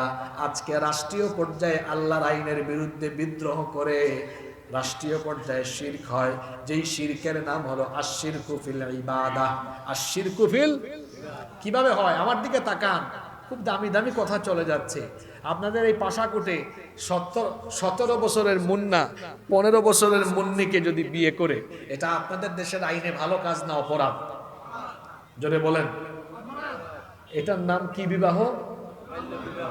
জি, যে হুজুর বিয়ে পড়াবে হুজুর সুদ্ধা জেলে ঢুকবে। এবার আপনারা আমাকে বলেন, এটা কি আল্লাহর আইনে অপরাধ? জোরে বলেন, আল্লাহর আইনে এটা কি অপরাধ? তাহলে আল্লাহ করলেন হালাল, আপনার দেশের আইন করে দিল। ঘটনা উল্টে দেন। 17 বছরের মুন্না 15 বছরের মুন্নিকে নিয়ে লাউ তোলা, ঝাউ তোলা, জাম তোলা, গাছ তোলা, বটতলায় বুট খায়, বাদাম খায়, একটার একটার হাত ধরে বসে থাকে, কবুতরের জোড়ার মতো বসে ঢলাঢলি মাখামাখি করে। এটা আল্লাহর আইনে অপরাধ এবং হারাম। অপরাধ এবং হারাম। এবার বলেন, আপনাদের দেশের আইনে এটা কি? কথা বলছেন না কেন? ব্যাপারই না, বলবে।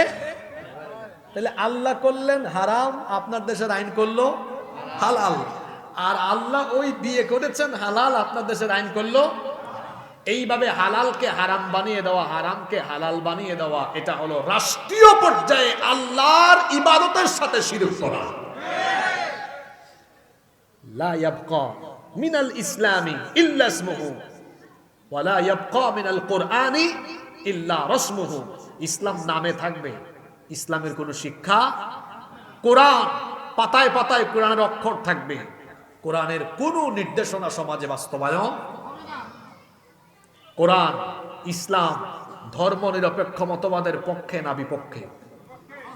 আজকে আপনার দেশের সংবিধানে এই ধর্ম নিরপেক্ষ মতবাদ সন্নিবেশিত করা। সব মানুষ তার নিজের ধর্মের পক্ষে, একমাত্র শয়তান হলো ধর্মের ব্যাপারে নিরপেক্ষ। এজন্য ধর্ম নিরপেক্ষ মতবাদ এটা শয়তানি মতবাদ। এই মতবাদের কথা যারা বলে এবং বিশ্বাস করে, তারা হলো আল্লাহর জমিনে শয়তানের খলিফা। তারপরে কি? সকল ক্ষমতার মালিক, সকল ক্ষমতার উৎস জনগণ। তো জনগণ তো আমিও, জনগণ তো আপনিও।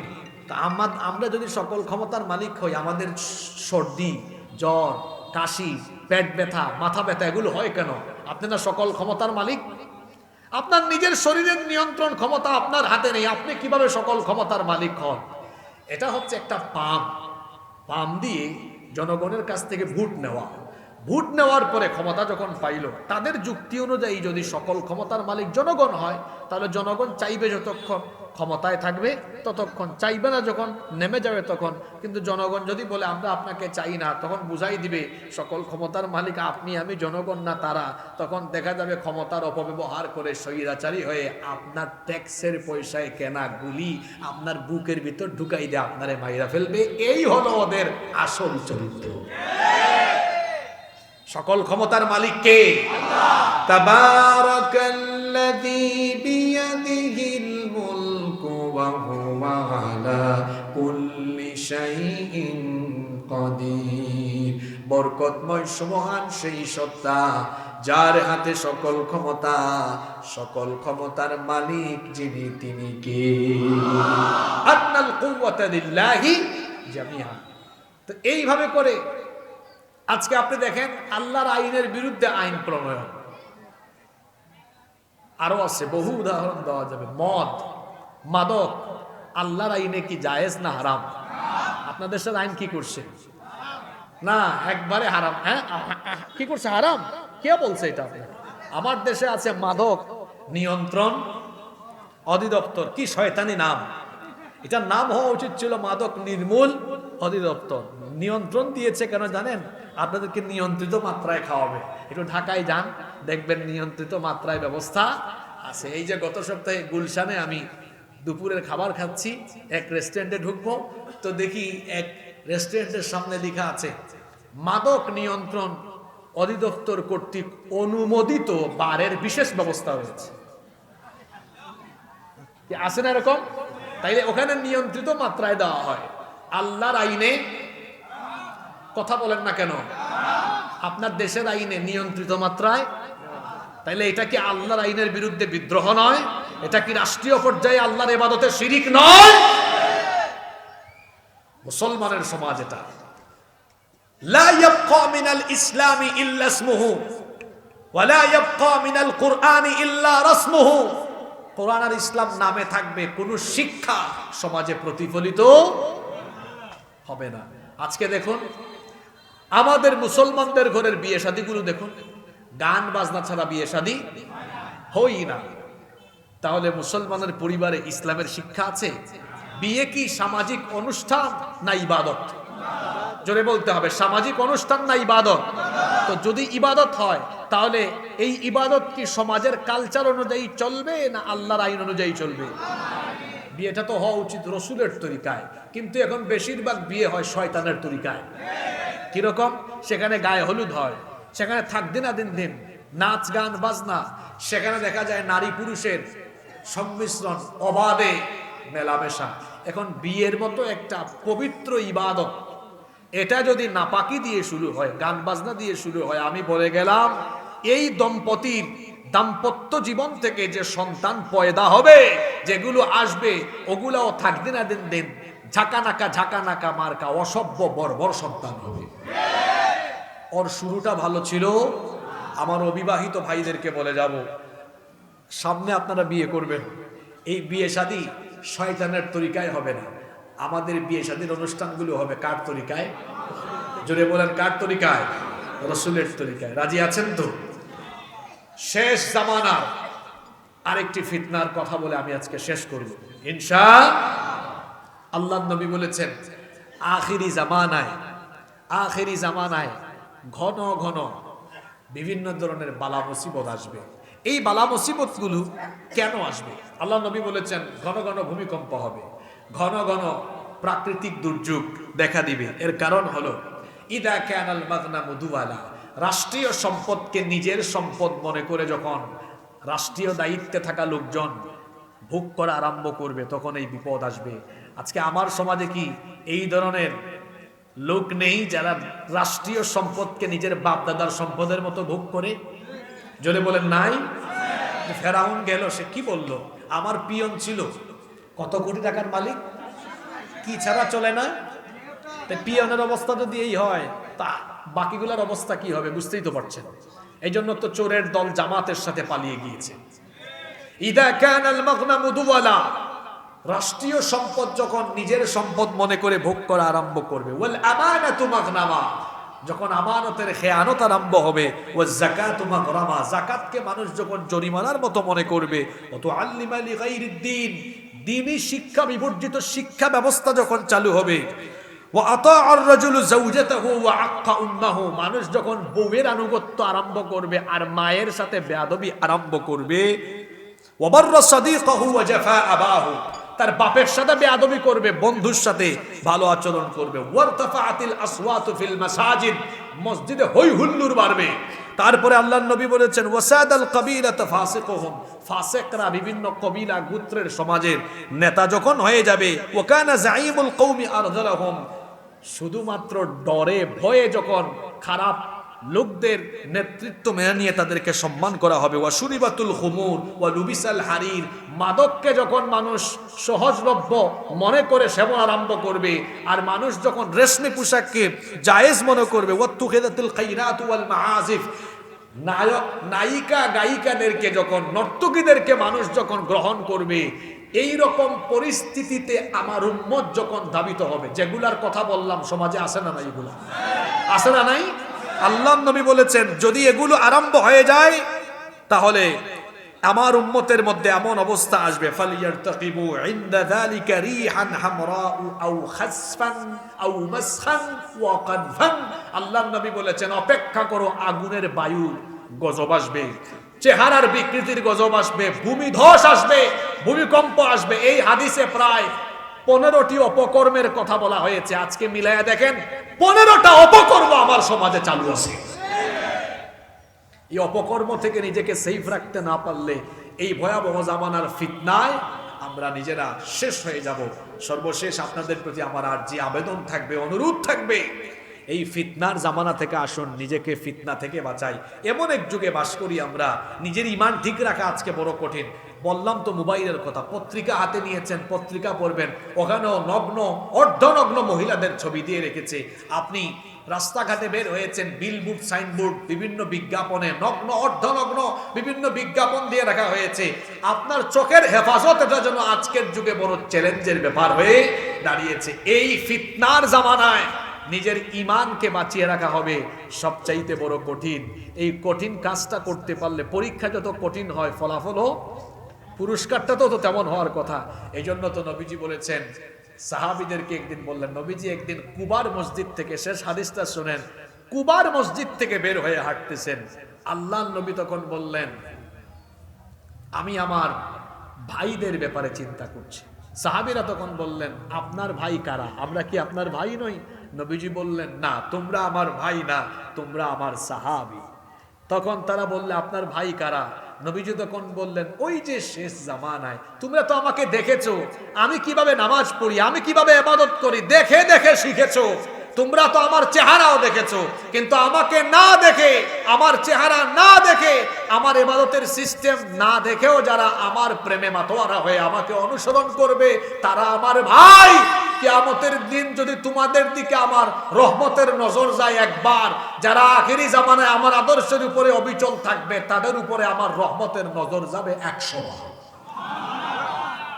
সেই নবী আমার আপনার জন্য কেঁদে গিয়েছেন, আমার সামনে কাঁদবেনও।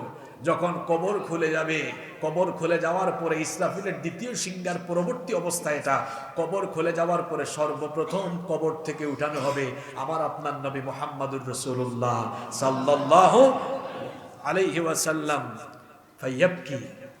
ফায়াবকি ওয়া ইয়াকুল, অতঃপর তিনি কাঁদবেন আর বলবেন, ইয়া জিবরিল আইনা উম্মতি। তখনও তিনি বলবেন, হে জিবরিল, আমার উম্মত কোথায়? জিবরিল বলবেন, আপনি কি কবর থেকে উঠে আপনার উম্মতের কথা স্মরণ করছেন? তিনি বলবেন, কেন স্মরণ করব না, কেন স্মরণ করব না, কারণ আমি ছাড়া তো আমার উম্মতের আর কেউ নাই। আমার উম্মত কোথায় বলো? তারা কি জাহান্নামের কিনারে চলে গেল নাকি? আল্লাহ তাআলা তখন ডাক দিবেন, ও নবী, টেনশনের কোনো কারণ নাই, আমি আপনাকে সুযোগ দিব, আপনার পছন্দের উম্মতদেরকে আপনি সুপারিশ করে করে জান্নাতে নিতে পারবেন। তো এই সুযোগ তো আমি আপনি পাবো তখন আমরা রাসূলের আদর্শের উপরে টিকে থাকতে পারবো যখন রসুলের আদর্শের উপরে টিকে থাকতে হলে নিজের জীবনের সব কিছুতে যাকে ফলো করে জীবন চালাতে হবে তিনি আমার আপনার নবী মুহাম্মাদুর রাসূলুল্লাহ সাল্লাল্লাহু আলাইহি ওয়াসাল্লাম। চলাফেরা, নিজের চলাফেরা, কথা বলা, নিজের সব কিছুকে রসুলের আদলে তৈরি করতে হবে। দেখেন না এখন চুল রাখে মেসি কাটিং, নেইমার কাটিং, যুবক ভাইদের কথা বলছি আর কি। এখন তার চুলের কাটিং মেসি কাটিং আর নেইমার কাটিং হবে কেন? একজন যুবক তো মাথা থেকে পা পর্যন্ত অনুসরণ করবে মুহাম্মাদুর রাসূলুল্লাহ সাল্লাল্লাহু আলাইহি ওয়াসাল্লাম। আপনি যাকে অনুসরণ করছেন ওদের চরিত্রের কোনো ঠিক ঠিকানা নাই। যুবক ভাইদের চরিত্র মেসি আর নেইমার নয়, তাদের আদর্শ হবেন মুহাম্মাদুর রাসূলুল্লাহ সাল্লাল্লাহু আলাইহি ওয়াসাল্লাম। এখন চুলের কাটিং দেখলে আমার বড় অবাক লাগে। আপনারা দেখবেন চুলের কাটিং এখন অনেকে চুল রাখে ডানেও নাই, বামেও নাই, পিছনেও নাই, শুধু এই মাঝখান দিয়ে আছে। দেখলে মনে হয় যেন পাখির বাসা। ওই যে দেশি মুরুগ, আমি জানি না আপনারা আপনাদের এলাকায় আঞ্চলিক ভাষায় কি বলেন। দেশি মুরুগের মাথার মধ্যে দেখবেন ওই যে এটাকে আমাদের এলাকায় বলে জুট, অনেক এলাকায় জুটি বলে, চুট বলে। আপনারা কি বলেন?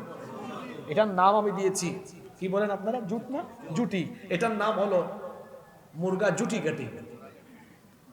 এরকম চুল অনেকের আছে না? আমি তো একটু মঞ্চ একটু উঁচা হওয়ায় দেখা যাচ্ছে, তো এখানেও একজন আছে দেখা যাচ্ছে, মাথাটা একটু ঝুঁকায় ঝুঁকায় রাখতেছে, তারপরে এইদিকে ব্লেড দিয়ে একটু টান মারে, আছে না? এরকম চলা যাবে না। তারপরে কি করে? প্যান্ট, পায়জামা, লুঙ্গি, নামাতে নামাতে কোথায় চলে গিয়েছে? টাকনুর নিচে চলে গিয়েছে। এটা কি রাসূলের আদর্শ হলো? আল্লাহর নবী বলেছেন ওই ব্যক্তির দিকে কিয়ামতের দিন আল্লাহ তাকাবেন না, তার সাথে আল্লাহ কথা বলবেন না, তাকে আল্লাহ পবিত্র করবেন না, এমনকি তাকে আল্লাহ জাহান্নামের আগুন থেকে মুক্তিও দিবেন না। তখন তাকে জিজ্ঞেস করা হলো, গো আল্লাহর নবী, কোন ব্যক্তি সম্পর্কে আপনি এই কথা বলছেন? আল্লাহর নবী তখন বললেন, যেই ব্যক্তি টাকনুর নিচে কাপড় ঝোলায়া হাঁটে। টাকনুর নিচে কাপড় ঝোলায় হাঁটবেন না। অনেকে গ্রামে লুঙ্গি পরে হাঁটে, এমন ভাবে লুঙ্গি টাকনুর নিচে, দেখলে মনে হয় গ্রামের মানুষ তাকে এলাকার ঝাড়ুদার হিসাবে নিয়োগ করেছে। এমন ভাবে হাঁটে, হাঁটার সময় একদম তার লুঙ্গি রাস্তার সব ধুলাবালু ময়লা নিয়ে যায়। এরকম একজনকে আমি পাইছি একবার। পাওয়ার পরে বললাম, ভাই এলাকার মানুষ কি আপনাকে ঝাড়ুদার হিসাবে নিয়োগ দিল নাকি? আমাকে বলে, আপনি হুজুর হয়ে মস্কারা করেন? বললাম, না না না, ঠাট্টা করছে না তো, দেখেন আপনার লুঙ্গি তো ঝাড়ুর কাজ করছে। এরকম অনেক মানুষ আছে না নাই? যুবক ভাইদেরকে বললে তারা বলে, হুজুর এরকম তো টাকনুর উপরে উঠালে আনস্মার্ট লাগে, খ্যাত খ্যাত লাগে। কে বলেছে ভাইয়েরা? এই যে আমরা জুব্বা পরি টাকনুর উপরে, পায়জামাও টাকনুর উপরে, দেশে বিদেশে যেখানেই যাই, আজ পর্যন্ত কেউ তো বলে না আপনাদেরকে দেখতে খারাপ লাগে, বরং যেই দেখে বলে আপনাদের পোশাকের ভেতরে আলাদা একটা ভাব আছে, দেখতে সুন্দর লাগে, এটার মধ্যে আলাদা একটা মায়া আছে, আন্তরিকতা আছে। সুবহানাল্লাহ। নবীর সুন্নত মানার ভেতরে কি আছে? স্মার্টনেস আছে। তারপরে আমার রসুলের আদর্শ আমি মানি, মুখে মুখে বলি, কিন্তু আমি দাড়ি রাখতে পারি না। কেন? দাড়ি রাখলে কি হয়েছে? পৃথিবীর কি কোনো নবী রাসূল এমন ছিলেন যার দাড়ি ছিল না? আপনারা বলেন, পৃথিবীর কি কোনো নবী রাসূলের দাড়ি ছিল না এমন নবী রাসূল ছিলেন? দাড়ি হলো সব নবীদের সুন্নাহ। দাড়ি ছেটে ফেলা, এটা কাটা, ক্লিন শেভ করা তো কোনো মুসলমানের কাজ হতেই পারে না। আপনারা দেখবেন ইহুদিরা, অন্যান্য ধর্মের অনেকে, ইহুদিরা বিশেষ করে ওরা দাড়ি রাখে, বা অন্যান্য বিধর্মীরাও রাখে। ওরা সোয়াবের আশায় রাখে না, ওরা রাখে স্কিন সচেতনেরা। ওরা স্কিন সচেতন, বেশি বেশি ক্লিন শেভ করলে ওরা বলে যে চামড়া শক্ত হয়ে যায়, চোখের জ্যোতি কমে যায়। ওরা বিভিন্ন কারণে বিভিন্ন ব্যাখ্যা দেয়, কিন্তু আমার তো ব্যাখ্যা দেওয়ার প্রয়োজন নাই। আমি তো দাড়ি রাখি আমার নবীকে অনুসরণ করে। সুবহানাল্লাহ। এটা একটা গুরুত্বপূর্ণ সুন্নাহ। দাড়ি হলো পুরুষত্বের প্রতীক, পুরুষত্বের আলামত। অনেক যুবকেরা বলে, হুজুর দাড়ি রাখতাম কেমনে? যদি মেয়েরা পছন্দ না করে, না করলে নাই। দাড়ি রাখার কারণে যদি কোনো মেয়ে আপনাকে পছন্দ না করে, তাহলে বুঝবেন এক জাহান্নামী নারী থেকে আল্লাহ আপনাকে বাঁচিয়ে দিয়েছেন। দাড়ি হলো পুরুষের সৌন্দর্যের প্রতীক। দাড়ি রাখলে পুরুষকে সুন্দর লাগে কম না বেশি? নারীর ফেসও ক্লিন, আপনার ফেসও ক্লিন। তা নারী পুরুষের পার্থক্য বুঝবো কিভাবে বলেন? ফেসেও তো পুরুষের একটা পুরুষত্বের ভাব আছে, আছে না? যাদের দাড়ি আছে তাদেরকে দেখতে কি খারাপ লাগে? না, বরং যাদের দাড়ি আছে তাদের চেহারাতে আলাদা একটা নূর আছে। এই নূর দান করেন কে? এই জন্য যাদের মুখে দাড়ি নাই, অনুরোধ করব দাড়িটা রেখে দেন, রসুলকে অনুসরণ করেন। যুবক ভাইদের প্রতি সর্বশেষ যে অনুরোধ জানিয়ে যাব, মোবাইলের ফিতনা এবং হারাম রিলেশন থেকে নিজেকে সেফ রাখতে হবে। আজকের এই যুগে অনেক যুবক ভাইরা নষ্ট হয়ে যাচ্ছে, ধ্বংস হয়ে যাচ্ছে, কেরিয়ার শেষ হয়ে যাচ্ছে শুধুমাত্র তার এই হারাম রিলেশনে সম্পৃক্ত হয়ে যাওয়ার কারণে। মেয়েদের পিছনে ঘুরঘুর করা এটা ইতর ছেলেদের কাজ। আপনি কেন মেয়েদের পিছনে ঘুরঘুর করবেন? আপনি ভালো করে পড়াশোনা করেন, পড়াশোনায় মনোযোগ বাড়ান, আজান হলে নামাজে যান, নিজের চরিত্রটাকে উন্নত করেন, চরিত্র ডেভেলপ করেন, আপনার কেরিয়ারকে সমৃদ্ধ করেন। মেয়েদের পিছনে আপনি ঘুরঘুর করা লাগবে না, বরং শত শত সুন্দরী মেয়ের বাপ আপনার পিছনে ঘুর ঘুর ঘুর ঘুর করবে আপনার কাছে তার মেয়ে বিয়ে দেওয়ার জন্য। আর রসুল কি বলেছেন? আল্লাহ রসুল আপনার ব্যাপারে বলেছেন, মাইয়াদমাল্লি মা বাইনা লাহিয়াইহি ওয়া রিজলাইহি আদমানু লাহুল জান্নাহ। যে ব্যক্তি তার দু চোয়ালের মধ্যবর্তী জায়গা অর্থাৎ জিহ্বা আর তার দু উরুর মধ্যবর্তী জায়গা অর্থাৎ লজ্জাস্থান, এই দুটো জিনিসের জিম্মাদারি যারা গ্রহণ করবে, অর্থাৎ যারা তাদের চরিত্র হেফাজত করবে, আল্লাহ নবী বলেছেন কাল কিয়ামতের দিন আমি নবী নিজে তার জন্য জান্নাতের জিম্মাদার হয়ে যাব। যুবক ভাইয়েরা, নিজের চরিত্রের হেফাজত করা যাবে তো? বিবাহের আগে কোনো প্রকার হারাম রিলেশন নয়, পারবেন তো ইনশাল্লাহ? বিয়ের বয়স হয়ে গেলে বিয়ে করে ফেলতে হবে, বিয়ে করতে দেরি করাও যাবে না। আর আমার গার্ডিয়ান যত বাবারা আছেন, বাড়ি থেকে যে মায়েরা শুনছেন, ছেলে মেয়েদের বিয়ে দিতে বেশি লেট করেন না। আপনারা তো বলেন তুই আগে নিজের পায়ে দাঁড়া, এখন কিসে মানুষের পায়ের উপর দাঁড়ায় আছে নাকি? বিয়ের সম্পর্ক এটা কেরিয়ারের সাথে নয়, বিয়ের সম্পর্ক হলো চরিত্রের সাথে। কিসের সাথে? এই যে আপনার মেয়েকে বিয়ে করার জন্য যখন 23-24 বছরের একটা ছেলে প্রস্তাব পাঠায়, আপনি যে বলেন বাবা তুমি কি করো, তোমার কি আছে, গাড়ি আছে, বাড়ি আছে। আজকে অবিবাহিত ছেলেদেরকে একটা জিনিস শিখাই দেওয়া যায়, কিরে আবি একটা আসো, বলে ফেলবা চাচা কিছু মনে করেন না, আমার বয়সে আপনার কয়টা গাড়ি বাড়ি ছিল, আটকে যাবে।